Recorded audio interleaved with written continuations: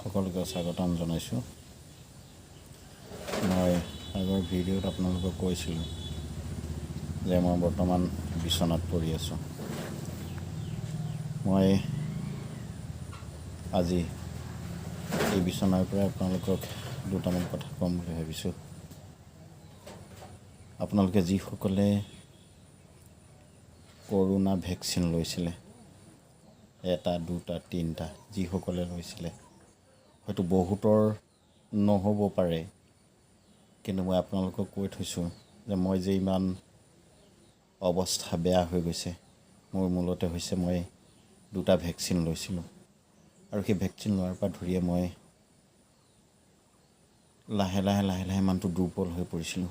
আৰু যেতিয়া মোৰ গাত কৰ'না লাগিল, কৰ'না লগাৰ পাছত মই এনে অৱস্থা, অৰ্থাৎ আপোনালোকে আগৰ ভিডিঅ'ত নিশ্চয় দেখিছে যে মই এনে অৱস্থা হৈ পৰিলোঁ। আচলতে এই ভেকচিনটোৱে মানুহক চিৰঘূণীয়া কৰিলে বুলি মই ভাবোঁ, কাৰণ মই নিজে চিৰঘূণীয়া হ'লোঁ বুলিয়ে ভাবিছোঁ। 20 বছৰ হ'ল মই নিৰামিষ ভোজী।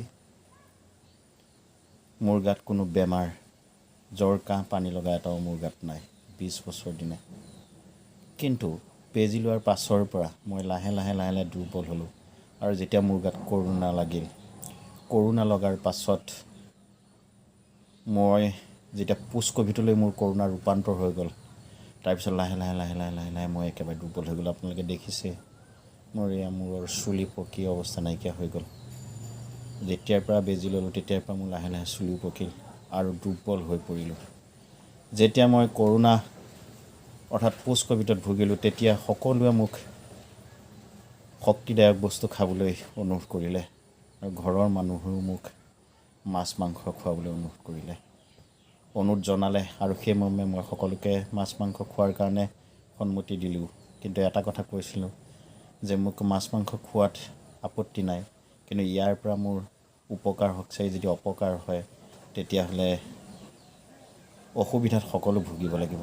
আৰু শেষত সেইটোৱে হ'লগৈ যে যেতিয়াই মাছ মাংস খাবলৈ ল'লোঁ তেতিয়াই মোৰ লাহে লাহে মোৰ গাত কলেষ্ট্ৰলটো বাঢ়ি গুচি গ'ল।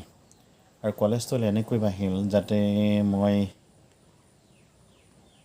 উশাহ ল'ব নোৱাৰা হৈ গ'লোঁ, ফুপনি, খোজ কাঢ়িব নোৱাৰা হ'লোঁ, ফুপনি, বৰকৈ কথা ক'ব নোৱাৰা হ'লোঁ, ফুপনি, কেৱল ফুপনি।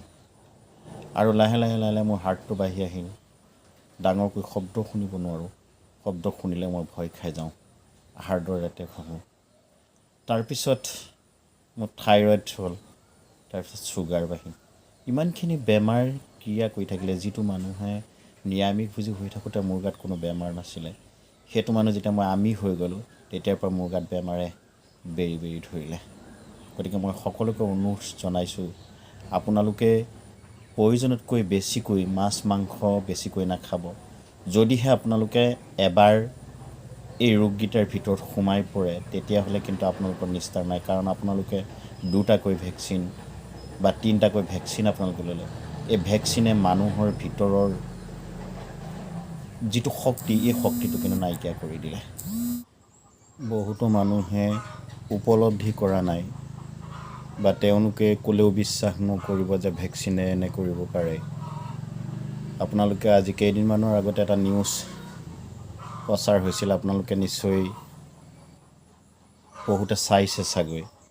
এই নিউজটোত যিকেইটা কথা কৈছে বা যিকেইটা বেমাৰৰ কথা কৈছে, এই ইনজেকশ্যনটো ল'লে ইয়াৰ পৰা মানুহৰ কি প্ৰতিক্ৰিয়া হয়, এই প্ৰতিক্ৰিয়া যিকেইটা কথা কৈছিলে বা যিকেইটা ছিমটমৰ কথা কৈছিলে, সেই ছিমটমকেইটা মোৰ গাত এটাইকেইটা আছে। কাৰণ মোৰ এটা এলাৰ্জি প্ৰব্লেম হৈ গৈছে। যেতিয়াৰ পৰা মই কৰ'নাত ভুগিলোঁ বা ভেকচিন ল'লোঁ তেতিয়াৰ পৰা মোৰ গাত এটা এলাৰ্জি প্ৰব্লেম হৈছে। এই এলাৰ্জিটো এনেকুৱা ধৰণৰ এলাৰ্জি যিটো আপোনালোকক মই দেখুৱাব নোৱাৰোঁ। সেইটো এলাৰ্জিয়ে মোক বহুত অশান্তি দিছে। আৰু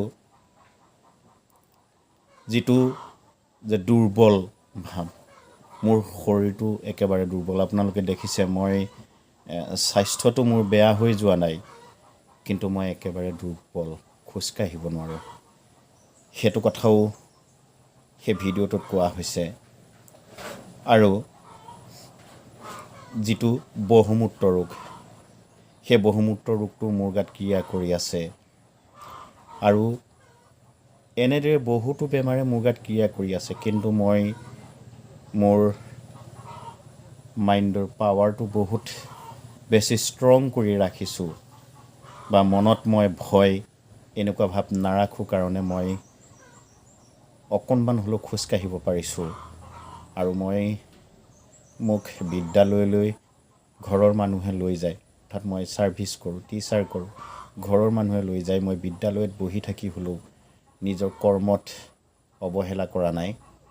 আৰু ঘৰৰ মানুহে লৈ আহে, গা বেয়া লগাৰ লগে লগে লৈ আহে, তেনেদৰেও মই কৰি আছোঁ।